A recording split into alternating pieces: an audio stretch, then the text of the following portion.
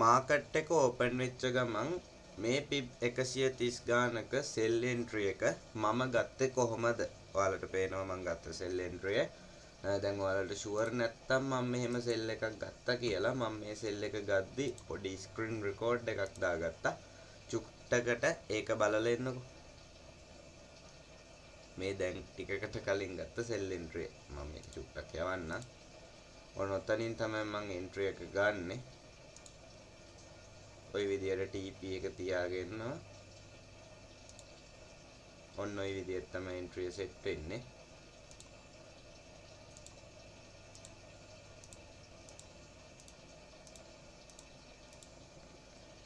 ඔයාලම දකින්න ඇතිනේ. ඒ එන්ට්‍රි එක ගත්ත වෙලාවෙ ඉඳන් ලස්සනට ප්‍රොෆිට් වෙච්ච විදිය. මේක මං ගත්තේ කොහොමද? මාකට් එක ඕපන් වෙන ටයිම් එක කියන්නේ පොඩ්ඩක් රිස්ක් එක වැඩි ටයිම් එකක්. ඉතින් මේ වගේ ටයිම් එකක කොහොමද මං මේ වගේ සෙල් එන්ට්‍රි එකක් ගත්තේ? හරි. මම මේක ගත්ත හැටි ඔයාලට පෙන්නන්න. මම මුලින්ම ගියා 4 hour time frame එකට. 4 hour time frame එකේ බලද්දි මට MSNR key level එකක් මෙන්න මේ විදියට පැත්තට තියෙනවා අඳුර ගන්න පුළුවන් වුණා. ඒ කියන්නේ මාකට් එක පල්ලෙහාට එන්න තිබ්බ chance එක ටිකක් වැඩි කියලා මට තේරුණා. ඊට පස්සේ මේ මෙහි තිබ්බ පොඩි දේවල් ටිකක් පල්ලෙහාට එන්න තිබ්බ chance එක පොඩ්ඩක් වැඩි කියලා මට හිතුණා. ඊට පස්සේ daily බැලුවට පස්සේ daily වලත් මෙතන candle වල liquidity sweep එකක් වෙලා තිබ්බා. ඒක නිසා අද open වෙච්ච ගමන් candle එක sell වෙන්න පුළුවන් කියලා මට පොඩි අදහසක් ආවා. ඔන්න ඔය විදියට තමයි මම මාකට් එක sell වේවි කියලා අඳුරගත්තේ මුලින්ම මාකට් එකට ආපු ගමන්. මම එද්දී 3 වෙලා නැහැ. 3යි කොහම හරි අර රෙකෝඩ් එකේ ඇති දැන් ටිකකට කලින් 4 වගේ වෙන්න ඇති. මං මාකට් එකට එද්දී මේ ඊට පස්සේ මට මෙතනින් 15 මිනිත් වල buy key level දෙකක් අඳුර ගන්න පුළුවන් වුණා. මේ තියෙන MSNR key level දෙක මට අඳුර ගන්න පුළුවන් වුණා මාකට් එකේ buy key level දෙකක්. ඉතින් මේ buy key level දෙකට මාකට් එක මෙහෙම එන්න නම් අනිවාර්යෙන් මෙතන sell එකක් එන්න ඕන. ඒක ඉතින් අපි හැමෝම දන්නෝනේ පල්ලෙහාට එනවනම් sell එකක් එන්නේ කියලා. ඉතින් මෙතනට එනකන් ඉන්නේ නැතුව මම මාකට් එක ඕපන් වෙච්ච ගමන් ඒ එන්ට්‍රි එක ගහගන්නේ මෙන්න මේ විදියට. මෙතන හැදිලා තියෙනවා චූටි බ්ලොක් එකක්.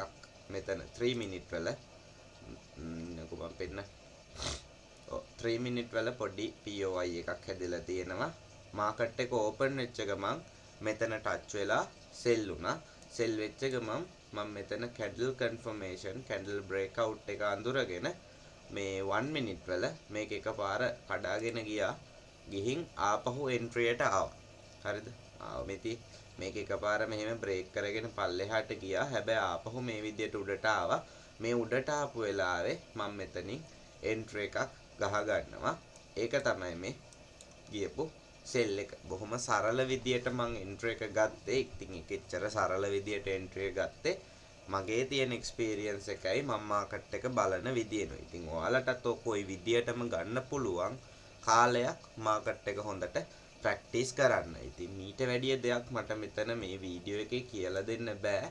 අර මම ගත්ත ක්‍රමේ තමයි ඔයාලට හඳුන්වලා දුන්නේ. දැන් ඔයාලම බලා ගන්න මම මොන වගේ ක්‍රමයකින්ද ගත්තේ කියලා. වැඩි දෙයක් නැහැ. MSNR කියන්නේ support and resistance එක පොඩ්ඩක් ඇඩ්වාන්ස් වෙලා වගේ තමයි. අර පොඩ්ඩක් සරලව හිතුවනම් මේ වගේ එන්ට්‍රි ගන්න පුළුවන්. මෙහෙම අර ආවට ගියාට ට්‍රේඩ් කරන අයට කොහොමද එන්ට්‍රි එකක් ගන්න බෑ. අර මේ විදිහට පිළිවෙලට ඇනලයිස් කරගෙන යන්න ඕන. දැන් මට එන්ට්‍රි එක ගත්තන මම මෙතනින් TP තිබ්බේ. ඔයාලට එහෙම ප්‍රශ්නෙකුත් ඇති. මම මාකට් එක ඕපන් වෙච්ච ගමන් ගහන එන්ට්‍රි එකක්. මාකට් එක කොහේ ආවිද මොනෝ වේවිද කියලා මට හරියටම කියන්න බෑ. මොකද මාකට් එකේ අපේ අම්මලා තාත්තලා නැති නිසා.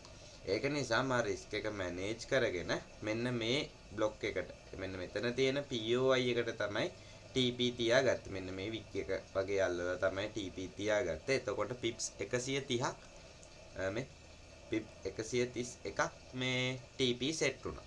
ඉතින් හොඳටම ඇතිනේ. ඕනවට වැඩිය රිස්ක් එකක් ගන්න ඕනේ නැහැ. මම රියල් මනි ට්‍රේඩ් කරන නිසා මම මෙතන කොහොමත් ඕනවට වැඩිය රිස්ක් එකක් ගන්න නැහැ මාකට් එක ඕපන් වෙච්ච ගමන් නිසා.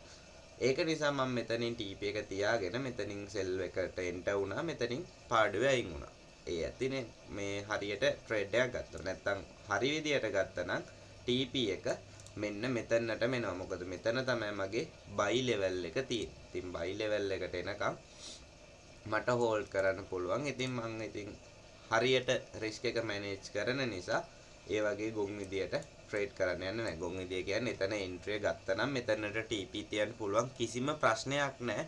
හැබැයි මම ට්‍රේඩ් කරපු ටයිම් එකත් එක්ක මම වැඩි රිස්ක් එකක් ගන්න කැමති නැහැ. ඒක නිසා මට අදාළ ප්‍රොෆිට් එක ආවට පස්සේ මම ට්‍රේඩ් එකෙන් අයින් වුණා. මේ මෙතනටම ට්‍රේඩ් එක හෝල්ඩ් කරනවා නම් pip 280ක් විතර මේ TP එකක් ගන්න පුළුවන්. හරි ආපහු අපි මේ වගේ අලුත් වීඩියෝ එකකින් හම්බෙමු. එහෙනම් හැමෝටම ජය වේවා. හොඳට මාකට් එක ප්‍රැක්ටිස් කරන්න. සිග්නල් පස්සේ හොම දඟල ඉන්න එපා. තමන්ම තනියෙන් මාකට් එක ප්‍රැක්ටිස් කරන්න. ඒක තමන්ට තියෙනවා. තමන් තනියෙන් වැඩක් කරා. එහෙනම් බයි.